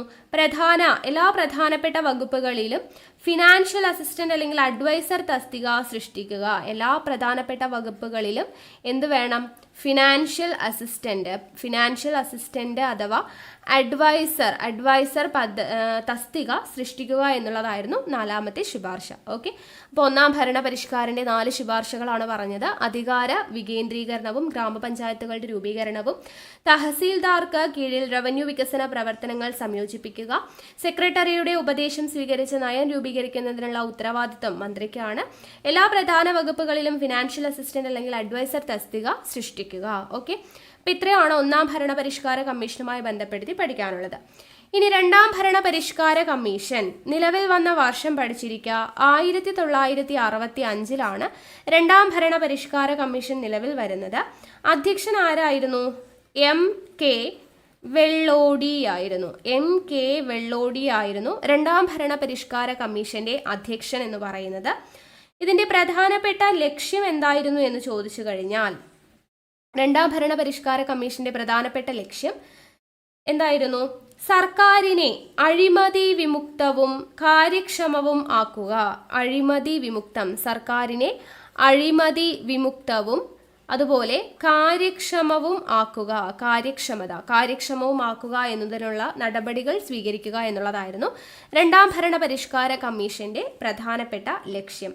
ഇവിടെ വരുന്ന ശുപാർശകൾ എന്ന് പറയുന്നത് 3 ശുപാർശയാണ്. ഒന്ന്, പഞ്ചായത്തി രാജ് ശക്തിപ്പെടുത്തുക. എന്തായിരുന്നു ഒന്നാമത്തേത്? പഞ്ചായത്തി രാജ് ശക്തിപ്പെടുത്തുക എന്നുള്ളതാണ്. രണ്ടാമത്തെ ശുപാർശ, താലൂക്ക് പഞ്ചായത്തുകൾക്ക് വികസന പ്രവർത്തനങ്ങൾ ജില്ലാ പഞ്ചായത്തുകൾക്ക് ഉപദേശക ജോലി നൽകുക. താലൂക്ക് പഞ്ചായത്തുകൾക്ക് എന്ത് നൽകണം? താലൂക്ക് പഞ്ചായത്തുകൾക്ക് വികസന പ്രവർത്തനങ്ങൾ, ജില്ലാ പഞ്ചായത്തുകൾക്ക് ഉപദേശക ജോലിയും നൽകുക എന്നുള്ളതാണ്. ഉപദേശക ജോലിയും നൽകുക എന്നുള്ളതായിരുന്നു രണ്ടാമത്തെ ശുപാർശ. 3-ാമത്തെ ശുപാർശ, കളക്ടറുടെ റവന്യൂ ജോലി കുറയ്ക്കുന്നതിന് ജില്ലാ റവന്യൂ ഓഫീസറുടെ തസ്തിക സൃഷ്ടിക്കുക. കളക്ടറുടെ റവന്യൂ ജോലി കുറയ്ക്കുന്നതിന് വേണ്ടി ആരെയാണ് സൃഷ്ടിക്കുന്നത്? ജില്ലാ റവന്യൂ ഓഫീസറുടെ തസ്തിക സൃഷ്ടിക്കുക എന്നുള്ളതായിരുന്നു 3-ാമത്തെ ശുപാർശ. ഓക്കെ, അപ്പോൾ രണ്ടാം ഭരണപരിഷ്കാര കമ്മീഷന്റെ പ്രധാനപ്പെട്ട 3 ശുപാർശകളാണ്. ഒന്ന്, പഞ്ചായത്തി രാജ് ശക്തിപ്പെടുത്തുക. 2, താലൂക്ക് പഞ്ചായത്തുകൾക്ക് വികസന പ്രവർത്തനങ്ങളും ജില്ലാ പഞ്ചായത്തുകൾക്ക് ഉപദേശക ജോലിയും നൽകുക. 3-ാമത്തെ ശുപാർശ എന്താണ്? കളക്ടറുടെ റവന്യൂ ജോലി കുറയ്ക്കുന്നതിനായിട്ട് ജില്ലാ റവന്യൂ ഓഫീസറുടെ തസ്തിക സൃഷ്ടിക്കുക എന്നുള്ളതായിരുന്നു. ഓക്കെ, ക്ലിയർ ആയല്ലോ. അടുത്തത് മൂന്നാം ഭരണപരിഷ്കാര കമ്മീഷൻ. മൂന്നാം ഭരണപരിഷ്കാര കമ്മീഷൻ നിലവിൽ വന്നത് 1997 മെയ് മാസമാണ്. 1997 മെയ്യിലാണ് മൂന്നാം ഭരണപരിഷ്കാര കമ്മീഷൻ നിലവിൽ വരുന്നത്. അധ്യക്ഷൻ ആരായിരുന്നു? EK നായനാർ ആയിരുന്നു മൂന്നാം ഭരണപരിഷ്കാര കമ്മീഷന്റെ അധ്യക്ഷൻ എന്ന് പറയുന്നത്. അതിൻ്റെ വൈസ് ചെയർമാൻ ആരായിരുന്നു എന്ന് ചോദിച്ചു കഴിഞ്ഞാൽ വർക്കല രാധാകൃഷ്ണനാണ്. വർക്കല രാധാകൃഷ്ണനാണ് വൈസ് ചെയർമാൻ എന്ന് പറയുന്നത്. ഈ മൂന്നാം ഭരണ പരിഷ്കാര കമ്മീഷൻ 4 റിപ്പോർട്ടുകളാണ് ആകെ സമർപ്പിച്ചിട്ടുള്ളത്. 4 റിപ്പോർട്ടുകൾ സമർപ്പിച്ചു. ഒന്നാമത്തെ റിപ്പോർട്ട് എന്താണ്? പൗരാവകാശ പത്രം, പരാതി പരിഹാരം, സുതാര്യത, വിവരാവകാശം എന്നിവയെക്കുറിച്ചുള്ള റിപ്പോർട്ടുകളാണ് ആദ്യത്തേത്. പൗരാവകാശ പത്രം, പരാതി പരിഹാരം, സുതാര്യത, വിവരാവകാശം. രണ്ടാമത് റിപ്പോർട്ടുകൾ സമർപ്പിച്ചത് എന്തിനെ കുറിച്ചാണ്? ഫയൽ നീക്കുന്നതിലെ വേഗത, ഫയൽ നീക്കുന്നതിലെ വേഗത, അതുപോലെ ഹാജർ നില എന്നിവയെക്കുറിച്ചായിരുന്നു. ഹാജർ നില. മൂന്നാമത്തെ റിപ്പോർട്ട് സാമ്പത്തിക പരിഷ്കാരങ്ങളെ കുറിച്ചാണ്. സാമ്പത്തിക പരിഷ്കാരങ്ങളെ കുറിച്ചാണ്. നാലാമത്തേത് ഉദ്യോഗസ്ഥ തല പരിഷ്കാരങ്ങൾ. എന്താണ്? ഉദ്യോഗസ്ഥ തല പരിഷ്കാരങ്ങളെ കുറിച്ചാണ് നാലാമത്തെ റിപ്പോർട്ട് എന്ന് പറയുന്നത്. ഓക്കെ, അപ്പോൾ 4 റിപ്പോർട്ടുകളാണ് സമർപ്പിച്ചത് മൂന്നാം ഭരണ പരിഷ്കാര കമ്മീഷൻ. ഒന്ന് പൗരാവകാശ പത്രം, പരാതി പരിഹാരം, സുതാര്യത, വിവരാവകാശം എന്നിവയെ സംബന്ധിച്ച്. 2 ഫയൽ നീക്കുന്നതിലെ വേഗത, ഹാജർ നില എന്നിവ സംബന്ധിച്ച്. 3 സാമ്പത്തിക പരിഷ്കാരങ്ങൾ. 4 ഉദ്യോഗസ്ഥ തല പരിഷ്കാരങ്ങൾ. ഓക്കെ, അടുത്തത് 4ാം ഭരണ പരിഷ്കാര കമ്മീഷനാണ്. കേരളത്തിലെ 4ാം ഭരണ പരിഷ്കാര കമ്മീഷൻ നിലവിൽ വന്നത് 2016 സെപ്റ്റംബർ മാസമാണ്. 2016 സെപ്റ്റംബർ മാസമാണ് നിലവിൽ വരുന്നത്. അധ്യക്ഷൻ ആരായിരുന്നു എന്ന് ചോദിച്ചു കഴിഞ്ഞാൽ VS അച്യുതാനന്ദനാണ്. VS അച്യുതാനന്ദൻ ആയിരുന്നു 4ാം ഭരണ പരിഷ്കാര കമ്മീഷന്റെ അധ്യക്ഷൻ. മറ്റ് അംഗങ്ങൾ ആരൊക്കെയാണ്? മറ്റ് അംഗങ്ങൾ എന്ന് പറയുന്നത് CP നായർ, ലീല ഗംഗാധരൻ എന്നിവരായിരുന്നു മറ്റ് അംഗങ്ങൾ. ഇതിൻ്റെ മെമ്പർ സെക്രട്ടറി ആരായിരുന്നു എന്ന് ചോദിച്ചു കഴിഞ്ഞാൽ ഷീല തോമസ് ആണ് കേട്ടോ. ഷീല തോമസ്. മെമ്പർ സെക്രട്ടറി ആരായിരുന്നു? ഷീല തോമസ് ആയിരുന്നു. 4ാം ഭരണ പരിഷ്കാര കമ്മീഷൻ നിലവിൽ വന്നത് 2016 സെപ്റ്റംബർ. അധ്യക്ഷൻ VS അച്യുതാനന്ദൻ, മറ്റു അംഗങ്ങൾ CP Nair, Leela Gangadharan, member secretary Sheela Thomas എന്നിവരായിരുന്നു എന്നുള്ളത് ഓർത്തിരിക്കുക. ഓക്കെ ആണല്ലോ. അടുത്തത് നമ്മൾ നോക്കുന്നത് ഭരണനിർവഹണവുമായി ബന്ധപ്പെട്ട ചില നിയമങ്ങളാണ് കേട്ടോ. ഭരണനിർവഹണവുമായി ബന്ധപ്പെട്ട നിയമങ്ങളാണ്. അതിൽ ആദ്യത്തെ നിയമം എന്ന് പറയുന്നത് KS and SSR. എന്താണ് ഈ നിയമം എന്ന് പറയുന്നത്? KS and SSR എന്ന് പറഞ്ഞു കഴിഞ്ഞാൽ Kerala state and subordinate services rule ആണ് കേട്ടോ. എന്താണ്? Kerala state and subordinate services rule ആണ്. ഇത് പാസാക്കിയ വർഷം 1958 കേട്ടോ. Kerala state and subordinate services rule പാസാക്കിയ വർഷം ചോദിച്ചു കഴിഞ്ഞാൽ 1958 ആണ്. ഇതിന് പ്രധാനമായിട്ടും 3 ഭാഗങ്ങളാണ് ഈ ഒരു റൂളിനുള്ളത്. അപ്പോൾ അതിൽ ഭാഗം 1 പാർട്ട് 1 പറയുന്നത് എന്താണ്? പ്രിലിമിനറി ഷെഡ്യൂളാണ്. പാർട്ട് 1 എന്താണ് പറയുന്നത്? പ്രിലിമിനറി ഷെഡ്യൂളാണ്. അതായത് പൊതുവായ വിഷയങ്ങളും നിർവചനങ്ങളുമാണ് പ്രിലിമിനറിയിൽ പറയുന്നത്. പൊതുവായ വിഷയങ്ങളും നിർവചനങ്ങളും. ഇനി ഭാഗം 2 എന്താണ് വരുന്നത്? ജനറൽ റൂൾസ് ഷെഡ്യൂളാണ്. ജനറൽ റൂൾസ് ഷെഡ്യൂളാണ് ഭാഗം 2 വരുന്നത്. ഭാഗം 3 വരുന്നത് പൊതുവായിട്ടുള്ള അല്ലെങ്കിൽ സ്പെഷ്യൽ വിവിധ സർവീസിലേക്കുള്ള സ്പെഷ്യൽ റൂൾസ് ആണ് വരുന്നത് കേട്ടോ. സ്പെഷ്യൽ റൂൾസ് ആണ് എന്തിനു വേണ്ടിയിട്ട്? വിവിധ സർവീസിലേക്കുള്ള സ്പെഷ്യൽ റൂൾസ് ഉൾക്കൊള്ളുന്ന ഭാഗമാണ് ഭാഗം 3 എന്ന് പറയുന്നത്. ഓക്കെ, അപ്പോൾ KS and SSR എന്ന് പറയുന്ന Kerala state and subordinate service rule എന്ന് പറയുന്നതിൽ 3 ഭാഗങ്ങളാണ് ഉൾപ്പെട്ടിട്ടുള്ളത്. ഭാഗം 1 പ്രിലിമിനറി ഷെഡ്യൂളാണ്, അതായത് പൊതുവായ വിഷയങ്ങളും നിർവചനങ്ങളും. ഭാഗം 2 ജനറൽ റൂൾസും. ഭാഗം 3 സ്പെഷ്യൽ റൂൾസ്. എന്തിനു വേണ്ടിയിട്ടാണ്? വിവിധ സർവീസുകളിലേക്കുള്ള സ്പെഷ്യൽ റൂൾസിനെ കുറിച്ചാണ് പറയുന്നത്. ഓക്കെ, ഇനി അടുത്ത നിയമം ഭരണനിർവഹണവുമായി ബന്ധപ്പെട്ട 2ാമത്തെ നിയമമാണ് കേരള സിവിൽ സർവീസസ് റൂൾസ്. എന്താണ്? കേരള സിവിൽ സർവീസസ് റൂൾസ് കേട്ടോ. കേരള സിവിൽ സർവീസസ് റൂളാണ് പറയുന്നത്. റൂൾസ് 1960 ആണ് കേട്ടോ. പാസ്സാക്കിയ വർഷം ചോദിച്ചു കഴിഞ്ഞാൽ എത്രയാണ്? 1960 ആണ്. കേരള സിവിൽ സർവീസ് റൂൾ എന്ന് പറയുന്നത് എത്രയാണ് വർഷം? 1960 കേരള സർവീസ് റൂള് പറയുന്നത്. തിരുവിതാംകൂറിലെയും കൊച്ചിയിലെയും ഭരണവ്യവസ്ഥയിൽ ജോലി ചെയ്തിരുന്ന ഉദ്യോഗസ്ഥരെ ഒരുമിച്ച് ചേർക്കാനായിട്ട് കൊണ്ടുവന്ന ഒരു റൂളാണ് ഈ കേരള സർവീസ് റൂൾ 1960 എന്ന് പറയുന്നത് കേട്ടോ.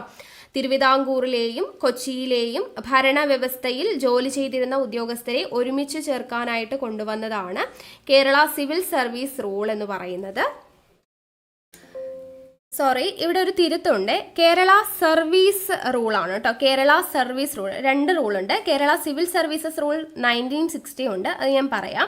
ഇപ്പം നമ്മൾ പറഞ്ഞില്ലേ, തിരുവിതാംകൂറിലെയും കൊച്ചിയിലെയും ഭരണവ്യവസ്ഥയിൽ ജോലി ചെയ്തിരുന്ന ഉദ്യോഗസ്ഥരെ ഒരുമിച്ച് ചേർക്കാൻ വേണ്ടി കൊണ്ടുവന്ന റൂൾ എന്ന് പറയുന്നത് അത് കേരള സർവീസ് റൂൾസ് ആണ് കേട്ടോ. കേരള സർവീസ് റൂൾസ് എന്നുള്ളതാണ് കേട്ടോ. അത് മാറിപ്പോയതാണ്. നിലവിൽ വന്നത് 1959 നവംബർ 1 നിലവിൽ വന്നിട്ടുള്ള ഒരു റൂളാണ് കേരള സർവീസ് റൂൾ എന്ന് പറയുന്നത്. തിരുവിതാംകൂറിലെയും കൊച്ചിയിലെയും ഭരണവ്യവസ്ഥയിൽ ജോലി ചെയ്തിരുന്ന ഉദ്യോഗസ്ഥരെ ഒരുമിച്ച് ചേർക്കാൻ വേണ്ടി കൊണ്ടുവന്നതാണ് കേരള സർവീസ് റൂൾ. 1959 നവംബർ 1 നിലവിൽ വന്നത്. ഇതിൽ 3 ഭാഗങ്ങളാണ് ഉള്ളത്. ഒന്നാമത്തെ ഭാഗത്തിൽ പൊതുവായ വ്യവസ്ഥകൾ, ശമ്പളം, ലീവ്, വിദേശ സേവനം എന്നിവയെ കുറിച്ചാണ് പറയുന്നത്. പൊതുവായ വ്യവസ്ഥകൾ, ശമ്പളം, ലീവ്, വിദേശ സേവനം എന്നിവയെ കുറിച്ചാണ് ഒന്നാമത്തെ ഭാഗത്തിൽ പറയുന്നത്. രണ്ടാമത്തെ ഭാഗം 2 പറയുന്നത് എന്താണ്? ഉദ്യോഗസ്ഥരുടെ യാത്രാ ചിലവുകൾ. മൂന്നാമത്തെ ഭാഗത്തിൽ പറയുന്നത് പെൻഷൻ നിയമങ്ങളെ കുറിച്ചാണ്. ഓക്കെ ആണല്ലോ. അപ്പോൾ കേരള സർവീസ് റൂൾസ് എന്ന് പറയുന്നത് 1959 നവംബർ 1 നിലവിൽ വന്നത്. എന്തിനു വേണ്ടിയിട്ടാണ് വന്നത്? തിരുവിതാംകൂറിലെയും കൊച്ചിയിലെയും ഭരണവ്യവസ്ഥയിൽ ജോലി ചെയ്തിരുന്ന ഉദ്യോഗസ്ഥരെ ഒരുമിച്ച് ചേർക്കാനായിട്ട് കൊണ്ടുവന്ന നിയമമാണ്. 3 ഭാഗങ്ങളാണ് ഉള്ളത്. 1 പൊതുവായ വ്യവസ്ഥകൾ, ശമ്പളം, ലീവ്, വിദേശ സേവനം എന്നിവയെ പ്രതിപാദിക്കുന്നു. ഭാഗം 2 ഉദ്യോഗസ്ഥരുടെ യാത്രാ ചിലവുകൾ. ഭാഗം 3 പെൻഷൻ നിയമങ്ങൾ എന്നിവയാണ് പ്രതിപാദിക്കുന്നത്. അടുത്ത റൂളാണ് കേരള സിവിൽ സർവീസസ് റൂൾസ് 1960 നിലവിൽ വന്നത് കേട്ടോ. 1960 നിലവിൽ വന്നത്. ഇവിടെ 9 ഭാഗങ്ങളാണ് ഉള്ളത്. കേരള സിവിൽ സർവീസസ് റൂൾസ് 1960 എത്ര ഭാഗങ്ങളാണ് ഉൾപ്പെട്ടിരിക്കുന്നത്? 9 ഭാഗങ്ങളാണ് ഉള്ളത്. ഒന്നാമത്തെ ഭാഗം ജനറൽ പൊതുവായിട്ടുള്ള കാര്യങ്ങൾ. രണ്ടാമത്തേതിൽ ഉദ്യോഗസ്ഥരുടെ ക്ലാസിഫിക്കേഷനുമായി ബന്ധപ്പെട്ടതാണ് കേട്ടോ. അതായത് സ്റ്റേറ്റ് സർവീസ്, സബോർഡിനേറ്റ് സർവീസ് എന്ന് പറഞ്ഞിട്ട് നമ്മൾ പറഞ്ഞില്ല, ഉദ്യോഗസ്ഥരെ തരംതിരിച്ചിരിക്കുന്നു എന്നുള്ളത്. അപ്പോൾ ഉദ്യോഗസ്ഥരുടെ ക്ലാസിഫിക്കേഷനുമായി ബന്ധപ്പെട്ടതാണ് രണ്ടാമത്തെ ഭാഗം. മൂന്നാമത്തെ ഭാഗത്തിൽ നിയമന അധികാരികളെ കുറിച്ചാണ് പ്രതിപാദിക്കുന്നത്. നാലാമത്തെ ഭാഗം പറയുന്നത് സസ്പെൻഷനുമായി ബന്ധപ്പെട്ട കാര്യങ്ങളാണ്. ഉദ്യോഗസ്ഥരുടെ സസ്പെൻഷനുമായി ബന്ധപ്പെട്ട കാര്യങ്ങളാണ് നാലാമത്തെ ഭാഗം. അഞ്ചാമത്തെ ഭാഗം പറയുന്നത് ഡിസിപ്ലിനെ കുറിച്ചാണ്. ഡിസിപ്ലിനെ കുറിച്ച് പറയുന്ന ഭാഗമാണ് അഞ്ചാമത്തെ ഭാഗം. ആറാമത്തെ ഭാഗം അപ്പീലുകളെ കുറിച്ചാണ് പറയുന്നത്. അപ്പീലുകൾ. ഏഴാമത്തെ ഭാഗം റിവ്യൂവിനെ കുറിച്ചാണ് പറയുന്നത്. റിവ്യൂ. എട്ടാമത്തെ ഭാഗം റിപ്പോർട്ട് സമർപ്പിക്കുന്നതുമായി ബന്ധപ്പെട്ട കാര്യങ്ങളാണ്. ഒൻപതാമത്തെ ഭാഗം പലവക അല്ലെങ്കിൽ മിസ്സലേനിയസിനെ കുറിച്ചാണ് പറയുന്നത്. ഓക്കെ ആണല്ലോ. അപ്പൊ കേരള സിവിൽ സർവീസസ് റൂള് 1960 നിലവിൽ വരുന്നത്. 9 ഭാഗങ്ങളാണ് ഉള്ളത്. ആദ്യത്തെ ഭാഗം ജനറൽ, രണ്ടാമത്തെ ഭാഗം ക്ലാസിഫിക്കേഷൻ, ഉദ്യോഗസ്ഥരുടെ ക്ലാസിഫിക്കേഷൻ, മൂന്നാമത്തേത് നിയമന അധികാരികളെ കുറിച്ച്, 4 suspension, 5 discipline, 6 appeal, 7 review, 8 report, 9 miscellaneous അല്ലെങ്കിൽ പല വകയെ കുറിച്ചാണ് പറയുന്നത് എന്നുള്ളത് ഓർത്തിരിക്കുക. ഓക്കെ, അടുത്ത ഒരു റൂളാണ് കേരള ജനറൽ പ്രൊവിഡന്റ് ഫണ്ട് നിയമം കേട്ടോ. കേരള ജനറൽ പ്രൊവിഡന്റ് ഫണ്ട് നിയമം എന്ന് പറയുന്നത്. അപ്പോൾ ഇത് നിലവിൽ വന്ന വർഷം ഓർത്തിരിക്കുക, 1964 April 1 1964 April 1 Kerala general provident fund നിയമം നിലവിൽ വന്നത് എന്നുള്ളത് ഓർത്തിരിക്കുക. പിന്നീട് അടുത്ത ഒരു റൂളാണ് കേരള പബ്ലിക് സർവീസ് ആക്ട് 1968 എന്ന് പറയുന്നത് അത് നിലവിൽ വന്നത് 1968 സെപ്റ്റംബർ 17-നാണ് കേട്ടോ. 1968 സെപ്റ്റംബർ 17-നാണ് കേരള പബ്ലിക് സർവീസ് ആക്ട് നിലവിൽ വരുന്നത്. അടുത്ത ഒരു റൂൾ എന്ന് പറയുന്നത് കേരള ഗവൺമെൻറ് സെർവൻസ് കണ്ടക്ട് റൂളാണ് കേട്ടോ. Kerala government servants conduct rule, Kerala government servants conduct rules കേട്ടോ. Kerala government servants conduct rules ആണ്. 1960-ലാണ് ഇത് നിലവിൽ വരുന്നത്. ഭരണനിർവഹണവുമായി ബന്ധപ്പെട്ട ചട്ടങ്ങളെക്കുറിച്ചാണ് ഇതിൽ പറയുന്നത്. ഭരണനിർവഹണവുമായി ബന്ധപ്പെട്ട ചട്ടങ്ങളെക്കുറിച്ച് പറയുന്ന നിയമമാണ് Kerala government servants conduct rules എന്ന് പറയുന്നത്. ഓക്കെ, അപ്പോൾ ഇത്രയും നിയമങ്ങളാണ് നമുക്ക് ഭരണനിർവഹണവുമായി ബന്ധപ്പെട്ട് പഠിക്കാനായിട്ടുള്ളത്. ഇപ്പോൾ ഇമ്പോർട്ടൻ്റ് ആയിട്ടുള്ള കാര്യങ്ങളൊക്കെ പറഞ്ഞിട്ടുണ്ട്, നോട്ട് ചെയ്ത് വെച്ചേക്കാം. അടുത്തത് നമുക്ക് ഇമ്പോർട്ടൻ്റ് ആയിട്ടുള്ള കുറച്ച് അനുച്ഛേദങ്ങളെ കുറിച്ചാണ് നമുക്ക് പഠിക്കാനായിട്ടുള്ളത്. അപ്പോൾ നോക്കാം. ആദ്യം തന്നെ അനുച്ഛേദം പറയുന്നതിന് മുന്നേ ഈ യൂണിയന്റെയും സംസ്ഥാനങ്ങളുടെയും കീഴിലുള്ള സർവീസുകളെ കുറിച്ചെല്ലാം പ്രതിപാദിക്കുന്ന ഭാഗം ചോദിച്ചു കഴിഞ്ഞാൽ പാർട്ട് 14-ലാണ് യൂണിയന്റെയും സംസ്ഥാനങ്ങളുടെയും കീഴിലുള്ള സർവീസുകളെ കുറിച്ച് പ്രതിപാദിക്കുന്നത് എന്നുള്ളത് ഓർത്തിരിക്കുക. ഇനി നമുക്ക് ഇമ്പോർട്ടൻ്റ് ആയിട്ട് പഠിച്ചിരിക്കേണ്ട അനുച്ഛേദങ്ങൾ നോക്കാം. ആർട്ടിക്കിൾ 309 പ്രതിപാദിക്കുന്നത് എന്തിനെ കുറിച്ചാണ്? ഉദ്യോഗസ്ഥരുടെ നിയമനവും സേവന വ്യവസ്ഥകളെയും കുറിച്ച് പ്രതിപാദിക്കുന്ന ആർട്ടിക്കിളാണ് ആർട്ടിക്കിൾ 309 എന്ന് പറയുന്നത്. ഉദ്യോഗസ്ഥരുടെ നിയമനവും സേവന വ്യവസ്ഥകളും. അടുത്തത് ആർട്ടിക്കിൾ 310 പ്രതിപാദിക്കുന്നത് ഉദ്യോഗസ്ഥരുടെ കാലാവധിയാണ്. ഉദ്യോഗസ്ഥരുടെ കാലാവധിയെ കുറിച്ച് പ്രതിപാദിക്കുന്ന ആർട്ടിക്കിൾ ഏതാണ് എന്ന് ചോദിച്ചു കഴിഞ്ഞാൽ ഏതാണ്?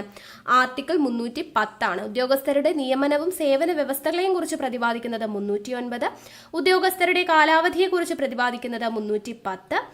ഇനി ആർട്ടിക്കിൾ 311 പ്രതിപാദിക്കുന്നത് സിവിൽ പദവികളിൽ ഏർപ്പെടുത്തിയിട്ടുള്ള ഉദ്യോഗസ്ഥരുടെ പിരിച്ചുവിടൽ അതുപോലെ നീക്കം ചെയ്യൽ, തരം താഴ്ത്തൽ എന്നിവയെക്കുറിച്ച് പ്രതിപാദിക്കുന്ന ആർട്ടിക്കിളാണ് ആർട്ടിക്കിൾ 311. സിവിൽ പദവികളിൽ ഏർപ്പെടുത്തിയിട്ടുള്ള ഉദ്യോഗസ്ഥരുടെ പിരിച്ചുവിടൽ, നീക്കം ചെയ്യൽ, തരം താഴ്ത്തൽ എന്നിവയുമായി ബന്ധപ്പെട്ട ആർട്ടിക്കിൾ ഏത് എന്ന് ചോദിച്ചെങ്കിൽ ഏതാണ്? ആർട്ടിക്കിൾ 311.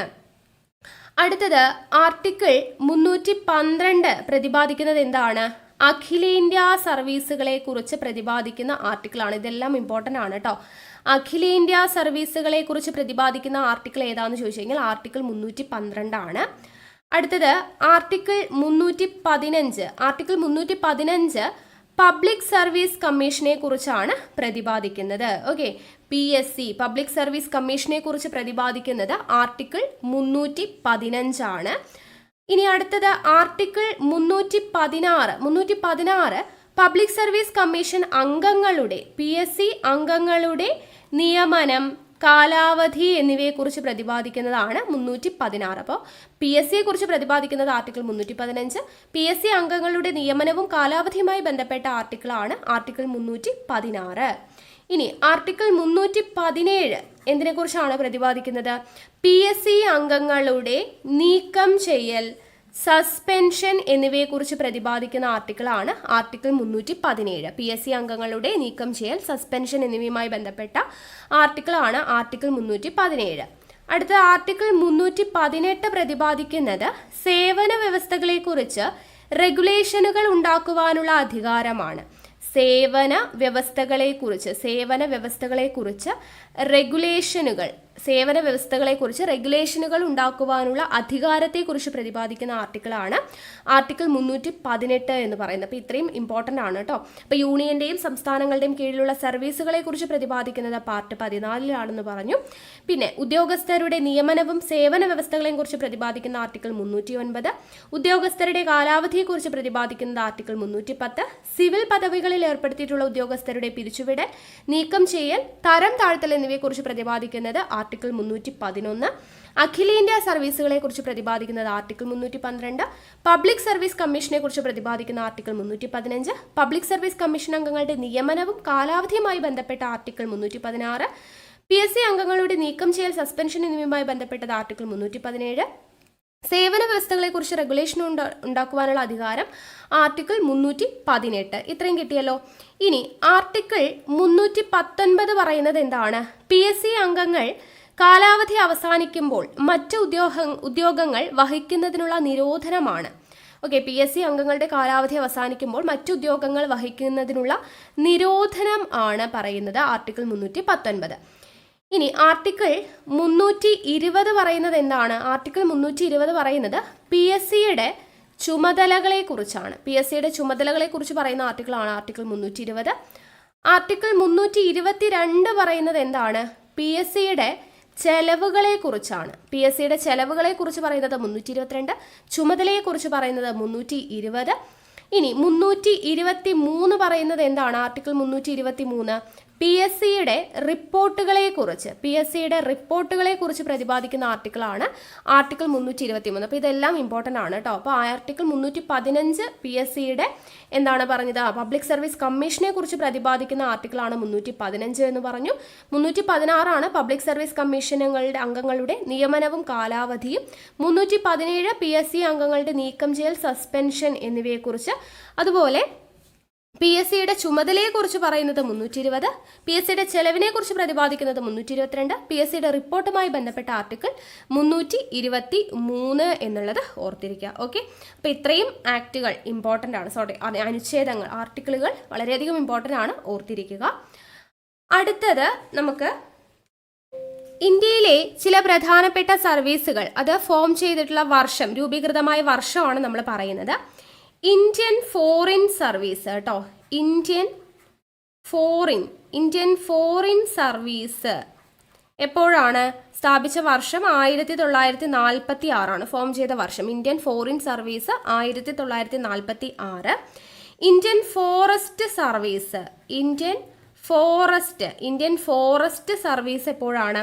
1966. ഇന്ത്യൻ എക്കണോമിക് സർവീസ് കേട്ടോ.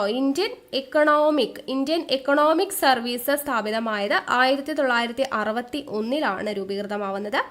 അടുത്തത് ഇന്ത്യൻ പോലീസ് സർവീസ് 1948 വർഷം ഇമ്പോർട്ടൻ്റ് ആണ്.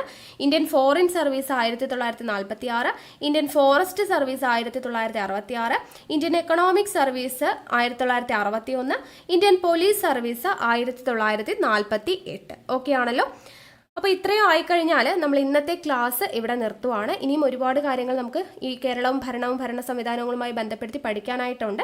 അത് നമുക്ക് അടുത്തൊരു ക്ലാസ് ആയിട്ട് ചെയ്യാം. അപ്പോൾ ഈ ഒരു ക്ലാസ് നിങ്ങൾക്ക് യൂസ്ഫുൾ ആയോ, ഈ ഒരു രീതിയിൽ തന്നെ കണ്ടിന്യൂ ചെയ്താൽ മതിയോ എന്നുള്ള കാര്യങ്ങളൊക്കെ താഴെ ഒന്ന് കമൻറ്റ് ചെയ്യാം കേട്ടോ. ഓക്കെ, അപ്പോൾ നമുക്ക് വീണ്ടും അടുത്ത ക്ലാസ്സുമായിട്ട് കാണാം. താങ്ക്